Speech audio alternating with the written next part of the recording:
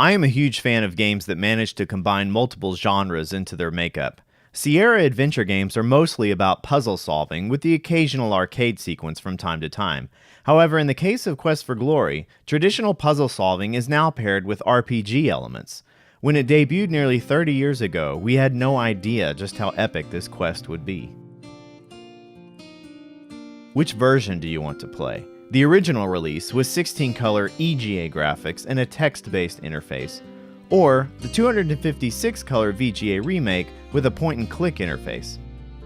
There wasn't a huge gap between these two releases. PC hardware evolved at an accelerated rate, and the VGA remake was on the shelf just a few years after the original EGA release.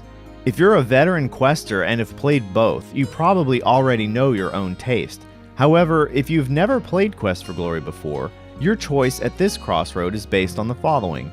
Do you prefer the challenging cerebral freedom of a text parser or a puzzle-friendly point-and-click?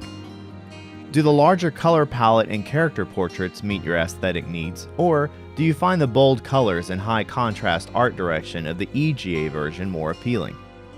Both provide a captivating world worth visiting, and you can't go wrong with either. No matter how wonderful an adventure game can be, and no matter how much it tickled your senses the first time, your second playthrough probably feels more like reading a familiar book. The puzzles no longer offer a challenge, and gameplay is nothing more than a formality. Despite this, I still enjoy revisiting the worlds of Sierra adventure games. The good news is that Quest for Glory offers a bit more.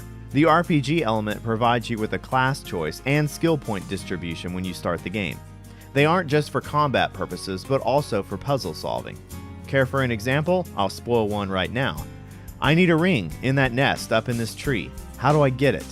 Do I have climbing skills, and are they good enough to let me climb this tree? Maybe. But then, maybe not.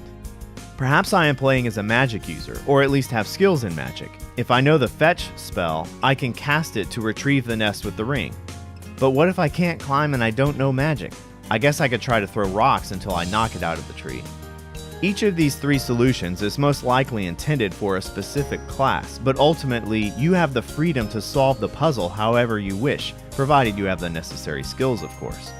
The variety of solutions for many of the major puzzles, combined with the combat and desired skill set of the three classes, allows you to play the game over again and tackle your hero's problems from a different angle.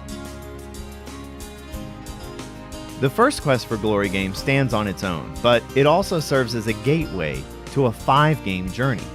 The interesting and mysterious characters add to your immersion. What happened to the magic user Irana, and why is this area a memorial to her? Will some of the characters be in the sequels? You could select one of the other Quest for Glory games as your first experience if you prefer. However, I recommend you consider the 5 games to be a single story and start at the beginning with So You Want to Be a Hero. You can save your character after completing the game and import it into the next. I still have my original floppy disk with my exported heroes. If you venture into the Quest for Glory series, fasten your seatbelt. This is only the beginning.